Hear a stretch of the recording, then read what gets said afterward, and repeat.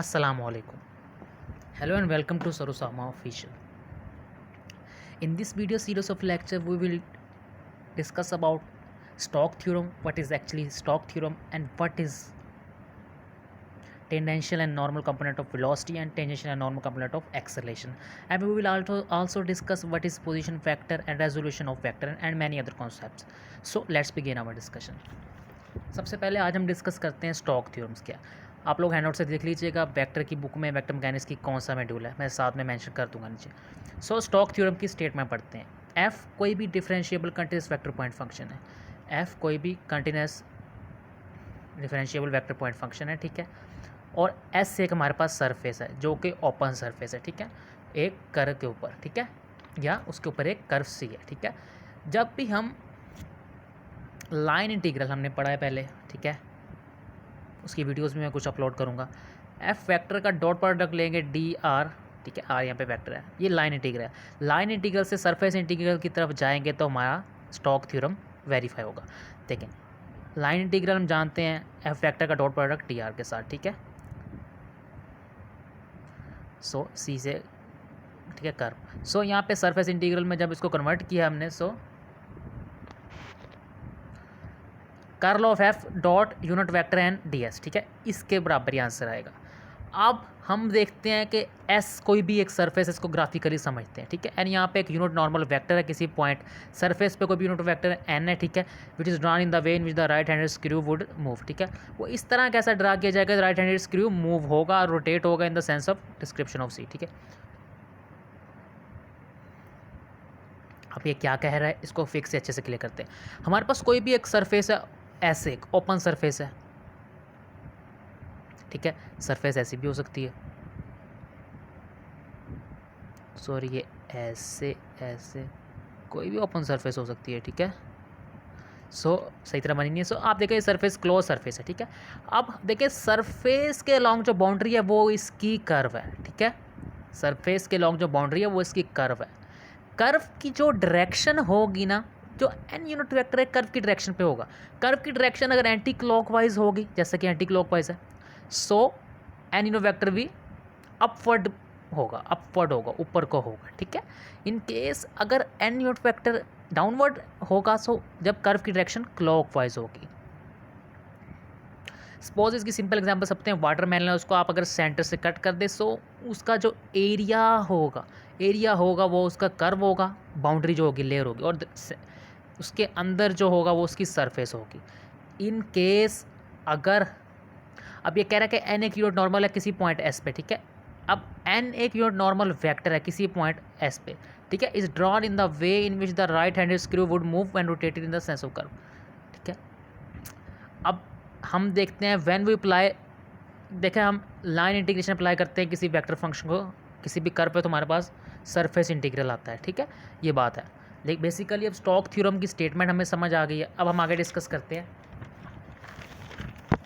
कि Stokes theorem और green theorem में क्या फ़र्क है। अच्छा, ग्रीन थ्योरम है, इसका समझ छोटा भाई है। सो ये सिर्फ प्लेन में अप्लाई होता है, लाइन इंटीग्रल से सरफेस इंटीग्रल में कन्वर्शन होती है इसके अंदर भी, लेकिन ये सिर्फ प्लेन पे अप्लाई होता है। ये प्लेन के अलावा भी एवरीवेयर अप्लाई होता है, ठीक है। Relation between line integral and surface integral, ठीक है। सरफेस इंटीग्रल से लाइन इंटीग्रल में जा सकते हैं, लाइन इंटीग्रल से सरफेस इंटीग्रल, सरफेस इंटीग्रल से लाइन इंटीग्रल के दरमियान रिलेशन जी हमारे पास स्टोक्स थ्योरम है। स्टोक्स थ्योरम की एग्जांपल अभी मैं लीव कर रहा हूँ, बाद में करेंगे इंशाल्लाह। अब कुछ मॉड्यूल्स डिस्कस करते हैं जो 80 के आगे हैं।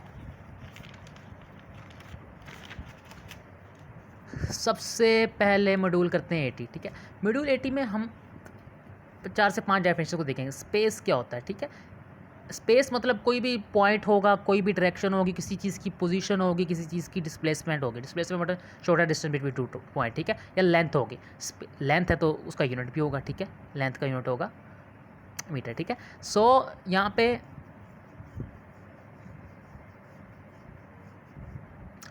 टाइम है, टाइम का यूनिट सेकंड होता है, हम जानते हैं। टाइम मेजर करते हैं हम, ठीक है, रोज़मर्रा ज़िंदगी में देखिए टाइम एक इवेंट से दूसरे इवेंट के दरमियान तक का टाइम, ये टाइम होगा, ठीक है, उसको मेजर करेंगे। अब मास क्या होता है, मास किसी का वजन होता है, उसका कैसे यूनिट होता है, किलोग्राम। देखें जैसे अब इन न्यूमेरिकल्स में करते हैं फिजिक्स में, अब बॉडी ऑफ मास एम, ठीक है, सो उसका यूनिट होता है किलोग्राम, ठीक है। मास है ये मेरे क्वांटिटी ऑफ मैटर होगा, मैटर की मेरे क्वांटिटी होगी जो एसोसिएट होगी पार्टिकल के साथ। पार्टिकल अब कोई भी हो सकता है, एटम भी हो सकता है, ठीक है। अब फोर्स क्या है, फोर्स किसी चीज़ को पुश करना पुल करने की जिम्मेदारी आती है। अगर कोई भी बॉडी विदाउट पुश और पुल मूव कर रही है, सो उस पर एक्सटर्नल फोर्स एक्ट कर रही है। फोर्स का यूनिट होता है न्यूटन, इसी बॉडी को एक जगह से दूसरी जगह पुश करना या पुल करना, धकेलना, ठीक है, वगैरह, या खींचना। सो अब 81 में रूल में देखते हैं कि रेजोल्यूशन क्या होती है, पोजीशन वेक्टर क्या होता है, रेक्टेंगुलर कंपोनेंट ऑफ वेलोसिटी और एक्सेलरेशन क्या होता है। सबसे पहले पोजीशन वेक्टर मैं पहले बता चुका हूँ, ओरिजिन से किसी पॉइंट का डिस्टेंस ही पोजीशन वेक्टर को बताता है, ठीक है। अब रेक्टेंगुलर कोऑर्डिनेट सिस्टम में ओ एक्स वाई, ठीक है, रेक्टेंगुलर कोऑर्डिनेट कौन से होते हैं, ठीक है, इस तरह के, ये वाई एक्सिस, एक्स एक्सिस और ये ओरिजिन, ठीक है। सो उनमें ओ एक्स में पोजीशन वेक्टर क्या होगा, पोजीशन वेक्टर क्या होगा, x i plus y J are बराबर होगा, ठीक है। अब ये एक्स आई वाई जे, ठीक है, एक्स है जो ये डिस्टेंस है, किसी भी पॉइंट का डिस्टेंस है, सपोज यहाँ पे कोई पॉइंट है उसका डिस्टेंस एक्स एक्सिस है, और उसका डिस्टेंस वाई भी कोई पॉइंट है उसका डिस्टेंस वाई एक्सिस है, ठीक है। आई जे के इनकी यूनिट वेक्टर जो कि इनकी डायरेक्शन को बता रहा है, ठीक है। किसी भी पॉइंट का एक्स एक्सिस और वाई एक्सिस डायरेक्शन है, डिस्टेंस एक्स और वाई, ठीक है, रिप्रेजेंट कर रहा है। आई जे के उनकी डायरेक्शन बता रहा है, ठीक है। सो अब रेजोल्यूशन ऑफ कहता है वेक्टर्स को स्मॉल पार्ट्स में स्प्लिट कर देना, डिवाइड कर देना, ठीक है। जो कंपोनेंट्स होंगे वो जो डिवाइड करके कंपोनेंट्स आएंगे उसे कहेंगे रेक्टेंगुलर कंपोनेंट, ठीक है। ओ एक्स वाई, ठीक है, प्लेन लिया हमने, रेक्टेंगुलर प्लेन कहते हैं इसे। अब रेक्टेंगुलर कंपोनेंट ऑफ वेलोसिटी क्या होता है, वेलोसिटी होता है rate of change of, I think, displacement, distance या डिस्प्लेसमेंट। सो यहाँ पे वो डिस्कस नहीं किया वो, ठीक है। So rate of change of किसी भी चीज़ के, किसी भी पोजीशन वेक्टर में, किसी फिग में पोजीशन वेक्टर में जो चेंजिंग आएगी, ठीक है, time rate of change of position vector. Position vector में चेंजिंग मतलब जब हम डेरिवेटिव ले पोजीशन वेक्टर का, हमारे पास वेलोसिटी आ जाएगी, सिंपल सी बात है। अब रेक्टेंगुलर कंपोनेंट ऑफ एक्सेलरेशन देखते हैं। सो एक्सेलरेशन हम जानते हैं rate of change of velocity of body होता है, ठीक है। I think velocity rate of change of displacement of body velocity होता है, ठीक है। सो एक्सेलरेशन ले लिया v equal to D over D T, ठीक है। ये तो हमारे पास हो गया रेक्टेंगुलर कंपोनेंट ऑफ एक्सेलरेशन, ठीक है। कैसे हुआ, क्योंकि एक्सेलरेशन बराबर होती है d r over D t x i plus y j. अब देखते हैं रेक्टेंगुलर कंपोनेंट ऑफ एक्सेलरेशन क्या होता है। देखिए rate of change of velocity of body, sorry इसमें वेलोसिटी ऑफ बॉडी, ठीक है हमारे, ठीक है। सो अब एक्सेलरेशन होती है जी वेलोसिटी का स्केयर, यहाँ पे D V over D T, ठीक है, D square V D T का स्केयर, ठीक है। एक्सेलरेशन बराबर होती है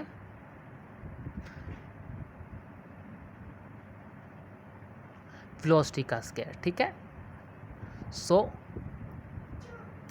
एक्सेलरेशन को रिप्रेजेंट करते हैं वेलोसिटी के स्केयर से, ठीक है। यहाँ पे हमने अब ए एक्स है आई, ठीक है, जे ए वाई, ठीक है। ये x component of velocity acceleration और वाई कंपोनेंट ऑफ एक्सेलरेशन, ठीक है। यहाँ पे हमने एक्स डबल डॉट मतलब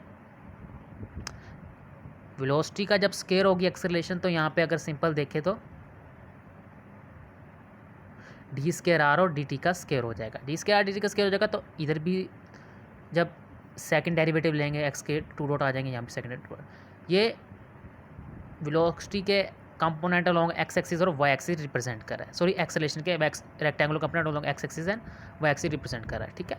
सो अब हम डिस्कस करते हैं कि vector point a vector at a module number 82, a vector at a point on a curve, कहता है कोई भी वेक्टर है कर्व पे, वो डिकम्पोज हो रहा है टू कंपोनेंट्स में, ठीक है, एक टेंजेंशियल कंपोनेंट और नॉर्मल कंपोनेंट। अब टेंजेंशियल और normal component of velocity acceleration क्या होता है, ठीक है। टेंजेंशियल कंपोनेंट ऐसा कंपोनेंट को कर्व के ऊपर जो लाइन टेंजेंट हो, ठीक है, कर्व के ऊपर जो नॉर्मल लाइन होगी वो नॉर्मल कंपोनेंट होगा, ठीक है। ये कर्व ड्रा की है, उसके ऊपर टेंजेंट कंपोनेंट होगा जो टेंजेंट लाइन होगी, उसके ऊपर नॉर्मल होगा जो नॉर्मल कंपोनेंट होगा, ठीक है। अब टेंजेंशियल और normal component of velocity acceleration find करते हैं, ठीक है। ये इक्वेशन आप लोगों ने याद करनी है। v बराबर है v dot T plus zero dot N vector, ठीक है। एन और टी यूनिट वेक्टर है, ठीक है। ये टेंजेंशियल कंपोनेंट ऑफ वेलोसिटी है v, ठीक है, और normal component of velocity zero है।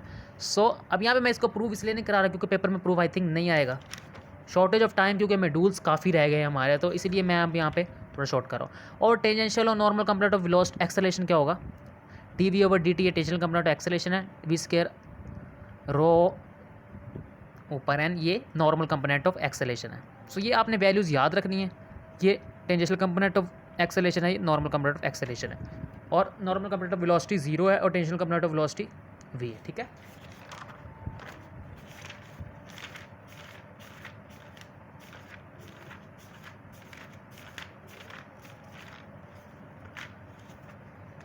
सो एक एग्जाम्पल करते हैं, ठीक है। कहता है a space curve C with position vector, ठीक है, एक पोजीशन वेक्टर गिवन है, ठीक है, स्पेस कर्व वी पे। कहता है इसका यूनिट टेंजेंट वेक्टर फाइंड करना है। यूनिट टेंजेंट वेक्टर फाइंड करने के लिए हम जानते हैं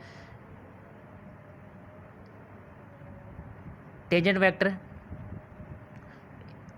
इक्वल टू डी आर और डी टी, लेकिन जब इसका यूनिट टेंजेंट वेक्टर फाइंड करेंगे तो नीचे इसका मैग्नीट्यूड ले लेंगे, जस्ट डी आर और डी टी लिया, उसका मैग्नीट्यूड ले लिया, उनको डिवाइड कर दिया। अब कहता है हमने वेरीफाई करना है कि वी बराबर है वी ऑफ टी, ठीक है, ठीक है, वेलोसिटी का टेंजेंशियल कंपोनेंट यहाँ पे ये है और नॉर्मल कंपोनेंट हम जानते हैं जीरो होता है। सो हमने क्या किया, ये इक्वेशन से जो वेलोसिटी बराबर है d r over D T हम जानते हैं, ठीक है। सो यहाँ पे जो 10 है d r over D T, ठीक है, अगर हम इनको 10 ऐसे कॉमन ले ले बाहर, जो कट आउट करेंगे तो यही चीज़ आ जाएगी हमारे पास। सो ये बराबर आ रहा है वी टी के, देखिए वी क्या यहाँ पे 10 है, d r over D T के इक्वल है, ठीक है, और ये टी यहाँ पे ये सारी वैल्यू हमने कंसीडर कर लिया। सो इस तरह हम टेंजेंशियल और normal component of acceleration find करते हैं। अब जो चीज़ें आप लोगों ने याद रखनी है, आप लोगों को पता हो कि टेंजेंशियल कंपोनेंट ऑफ वेलोसिटी क्या होता है, एक्सेलरेशन क्या होता है, normal component of velocity and acceleration क्या होते हैं, ठीक है। उम्मीद है आप सबको समझ आ गया होगा, कोई कन्फ्यूजन होगी तो आप लोग क्वेश्चन में पूछ सकते हैं कमेंट करके। सो स्टे ट्यून्ड, अल्लाह हाफिज़।